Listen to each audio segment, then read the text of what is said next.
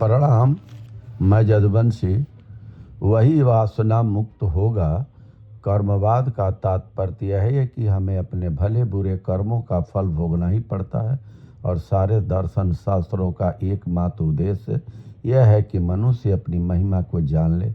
सभी शास्त्र मनुष्य की आत्मा की महिमा की घोषणा कर रहे हैं, फिर उसके साथ कर्मवाद का भी प्रचार कर रहे हैं। शुभ कर्मों का शुभ फल और अशुभ कर्मों का अशुभ फल होता है। यदि शुभ और अशुभ कर्म आत्मा पर प्रभाव डाल सकते हैं तो फिर आत्मा तो कुछ भी नहीं रही। वास्तव में अशुभ कर्म तो व्यक्ति के अपने स्वरूप की अभिव्यक्ति में बाधा भर डालते हैं और शुभ कर्म उन बाधाओं को दूर कर देते हैं। तभी मनुष्य की महिमा प्रकट होती है। स्वयं व्यक्ति में कभी परिवर्तन नहीं होता।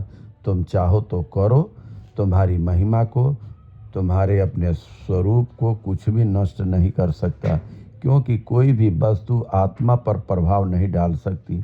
इससे आत्मा पर मानो एक आवरण पर भर पड़ जाता है, जिससे आत्मा की पूर्णता ढक जाती है। योगी जल्दी जल्दी कर्म का क्षय कर डालने के लिए शरीर समूह का सृजन करते हैं, फिर इन सब शरीरों के लिए अपनी अस्मिता या अहम तत्व से बहुत से चित्त की सृष्टि करते हैं। इन निर्मित चित्तों का मूल चित्त से भेद स्पष्ट करने की को निर्माण चित्त कहते हैं। विभिन्न व्यक्तियों में हम जो विभिन्न प्रकार के मन देखते हैं, उनमें वही मन सबसे ऊंचा है जिससे समाधि की अवस्था प्राप्त हुई है। कुछ लोग औषधि मंत्र तपस्या के बल से कुछ शक्तियां प्राप्त कर लेते हैं, मगर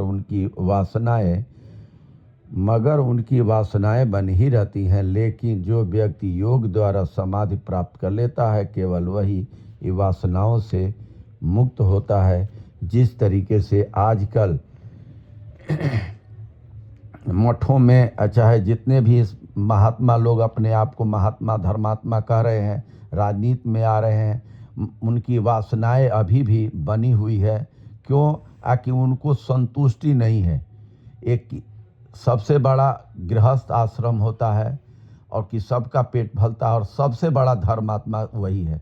मगर कुछ लोग अपने आप को धर्मात्मा बन करके गौ रक्षा के नाम पर गौ माता की हत्या कराते हैं और अपनी वासनाओं को बनाए रखते हैं, और अपनी वासनाओं की पूर्ति के लिए वो पता नहीं क्या क्या समाज में आजकल कर रहे हैं, और चोला पहन करके भेष बदल करके समाज को ठग रहे हैं। बहुत बहुत धन्यवाद। नमस्कार, प्रणाम।